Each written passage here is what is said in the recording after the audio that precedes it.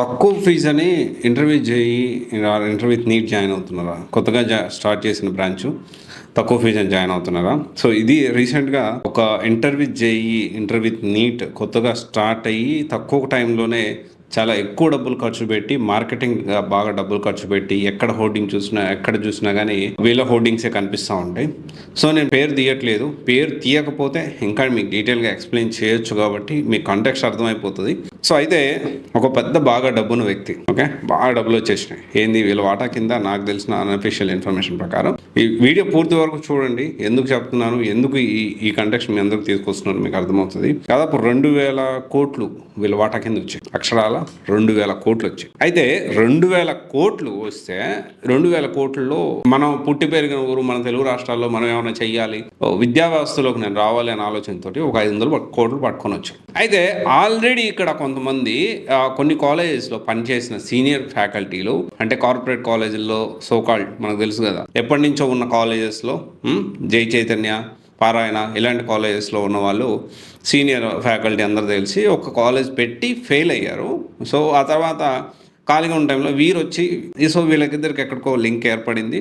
So then started okay why don't we start interview చేయి interview NEET college అని చెప్పి ఒక్కొక్క క్యాంపస్ దాదాపు 700 నుంచి 1000 మంది ఉండే కెపాసిటీ ఉన్న క్యాంపస్లు అక్రాస్ ద తెలుగు స్టేట్స్ తీసుకోవడం జరిగింది. సో ఇప్పటికీ కొన్నిటికి పర్మిషన్ లేదు. సో సబ్ బిల్డింగ్లు కట్టేస్తున్నారు.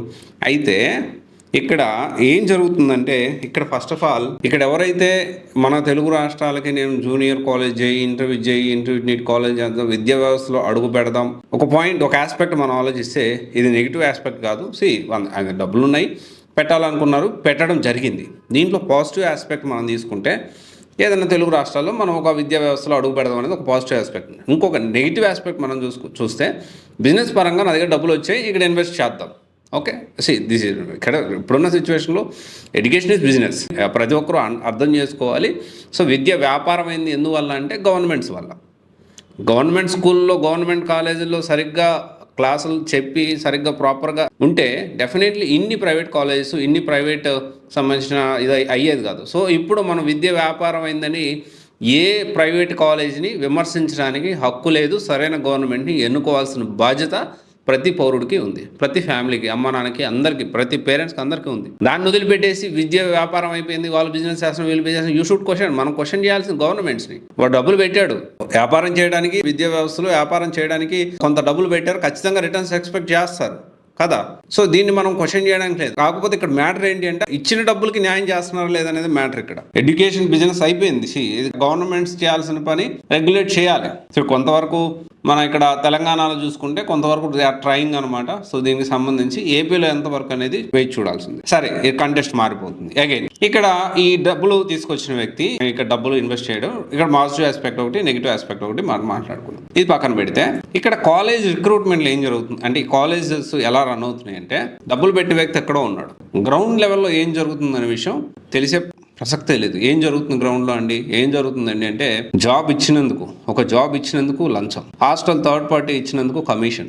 ఓకే, ఒక జాబ్ ఇచ్చినందుకు ఇంత డబ్బులు అని తీసుకుంటున్నారు. కాలేజ్ నార్మల్ చిన్న ఉద్యోగాలకి, పెద్ద ఉద్యోగాలు, అన్ని ఉద్యోగాలకి. And then hostel third party వాళ్ళకి అసైన్ చేసినందుకు అక్కడ మళ్ళీ డబ్బులు తీసుకుంటున్నారు. ఇలా ప్రతి దగ్గర దొరికినోడు దొరికినంత దోచుకోనే కాన్సెప్ట్లో జూనియర్ కాలేజ్ నడుస్తుంది. అదేంటంటే బోల్డ్ డబ్బులు ఉన్నాయి, ఏమవుతుంది, ఇంకా ఇన్వెస్ట్మెంట్ చేస్తారు. ఇక్కడ మనం ఒక ఆస్పెక్ట్ ఆలోచించాలి. డబ్బులు ఉన్నాయి, కానీ ఉన్నాయని చెప్పి విచ్చలవిడిగా ఎవరు కూడా ఖరాబ్ చేసుకోరు. డెఫినెట్లీ ఏదో ఒక రోజు ఎండ్ ఉంటుంది. ఇదంతా మాకెందుకంటే, మీరు ఇంటర్వ్యూ జేఈ కాలేజ్ అన్నారు, తక్కువ ఫీజుకే మీరు జేఈ నీట్ కాలేజ్ అంటున్నారు. ఇదంతా ఎందుకు చెప్తాను అక్కడికి కూడా వస్తాను, చెప్తాను ఆగండి. అయితే సో ఇదంతా జరుగుతుంది, గ్రౌండ్ లెవెల్లో జరుగుతుంది. ఇక్కడ ఏం జరుగుతుంది అనేది పైన ఉన్న డబ్బులు పెట్టిన వ్యక్తికి కానీ పైన ఉన్న వాళ్ళకి గ్రౌండ్ లెవెల్లో ఏం జరుగుతుంది అనేది తెలియదు.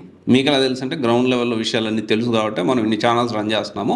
ఎప్పటికప్పుడు చాలా ఇన్ఫర్మేషన్ కూడా మీకు షేర్ చేయడం జరిగింది, ఇన్ హౌస్లో ఏం జరుగుతుందని. అయితే ఇక్కడ బిల్డింగ్ నింపాలని ఉద్దేశంతో 50,000కి 60,000కే ఇంటర్వ్యూ జేఈ కాలేజ్ అంటే 1000 మంది ఉన్న కెపాసిటీ ఎలాగైనా బిల్డింగ్ నింపాలని 99%. గుంటూరు అండ్ విజయవాడలో, ఎస్పెషల్లీ గుంటూరులో అయితే మరీ దారుణం. విజయవాడలో అయితే అవుట్ రేటెడ్గా 50% కూడా ఫిల్ కాలేదు, దట్ ఈస్ డిఫరెంట్ స్టోరీ. కానీ గుంటూరులో అయితే దాదాపు 70 to 80% 50,000కి 60,000కే ఇచ్చారు. ఈ 50,000కి 60,000కి ఇచ్చి క్వాలిటీ ఆఫ్ ఫ్యాకల్టీని ఎలా పెట్టగలుగుతారు? అగైన్ ఇక్కడ మా దగ్గర బోల్డ్ ఇన్వెస్ట్మెంట్ ఉందని చెప్పొచ్చు, కానీ ఇక్కడ ఒకటి విషయం ఏంటి అంటే రిటర్న్స్ లేకుండా ఈ విధంగా వెళ్ళిపోతే డెఫినెట్లీ మూతపడితే పెట్టినోడు ఏం ఆలోచిస్తాడు? ఎప్పుడెప్పుడు రిటర్న్స్ వస్తాయని ఆలోచిస్తాడు, రైట్? ఎందుకంటే వ్యాపారవేత్త, విద్యావేత్త వేరు, వ్యాపారవేత్త వేరు. ఇప్పుడు వ్యాపారవేత్తే విద్యా సంస్థలు నడిపిస్తున్నారు, that is different story most of the times. చాలా తక్కువ మంది మాత్రం అకాడమిషియన్ అంటే టీచర్ విద్యావేత్తగా అవుతున్నారు, దట్ ఈస్ డిఫరెంట్ స్టోరీ. చాలా కొన్నే ఉన్నాయి, మన విజయవాడలో చూసుకున్నా లేదా మన హైదరాబాద్లో చూసుకున్నా కానీ అంటే టీచర్లే ఆ కాలేజీలో రన్ చేస్తే చాలా తక్కువ ఉన్నాయి. ఓకే, సో ఇదంతా స్టోరీ కూడా మీరు అర్థం చేసుకొని తక్కువ ఫీజు కానీ పోయి జాయిన్ అయ్యారంటే ఏం క్వశ్చన్ చేయగలుగుతారు? అంటే తక్కువ ఫీజుకి జాయిన్ అవ్వకూడదంటే అవ్వకూడదని నేను చెప్పట్లేదు. కొత్తగా వచ్చిన కాలేజీ అసలు సిస్టమే కరెక్ట్గా లేదు, ఇలాంటి కాలేజీలో తీసుకెళ్ళి మీ పిల్లల భవిష్యత్తుని మీరు ఖరాబ్ చేసుకుంటారా?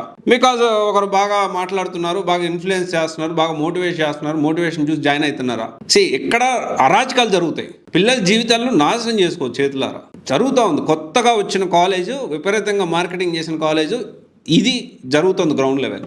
అన్ఫార్చునేట్లీ ఆర్ ఫార్చునేట్లీ ఈ విషయాలు పై వరకు తెలిస్తే క్వాలిటీ గురించి ఏమన్నా ఫోకస్ చేస్తారో, ఈ గ్రౌండ్ లెవెల్లో దోచుకో అనే కాన్సెప్ట్ని ఏమన్నా ఆపుతారేమో. సో ఆపితే డెఫినెట్లీ కొంచెం ఆలోచిస్తారని, నేను డబ్బులు ఉన్నాయి నేను పెట్టుబడి పెట్టాను అని కాకుండా విద్యార్థుల జీవితాలతో ఆటలాడుకోవద్దండి. సో డెఫినెట్లీ నేను అథెంటిక్ ఇన్ఫర్మేషన్ వస్తే మాత్రం ఖచ్చితంగా నేను అంతా కూడా పబ్లిక్లో నేను తీసుకెళ్తాను. There is no doubt about that. Authentic అంటే ప్రాపర్గా విత్ ప్రూఫ్ తోటి నాకు కానీ ఇన్ఫర్మేషన్, నాకు ఇది ఏంటంటే అన్అఫీషియల్గా వచ్చింది కాబట్టి నేను పేరు తీయకుండా మాట్లాడుతున్నా. అండ్ ఆల్రెడీ వీళ్ళ మీద డబ్బులు కట్టించుకొని బాగలేదు అని చెప్తే డబ్బులు వెనక్కి ఇవ్వట్లేదు అని చెప్పి పేరెంట్స్ ఆల్రెడీ కంప్లైంట్ చేస్తున్నారు. దానికి సంబంధించి ఆల్రెడీ వీడియోస్ కూడా నేను చేస్తున్నాను. ఓకే, సో ఇది ఒకసారి ఆలోచన చేయండి. అండ్ మీరంటే ఇలాంటి కాలేజ్ అయితే అస్సలు రికమెండ్ చేయను. సో మా పిల్లలైనా జాయిన్ చేయించను. సో మీరు తక్కువకే ఫీజు వస్తుంది, ఏదో ప్రమోషన్ చూసి మోటివేషన్ చూసి మాత్రం మీరు ఎప్పుడు డెసిషన్ తీసుకోవద్దు, మీ పిల్లల భవిష్యత్తుని ప్రమాదంలో పడేయద్దు.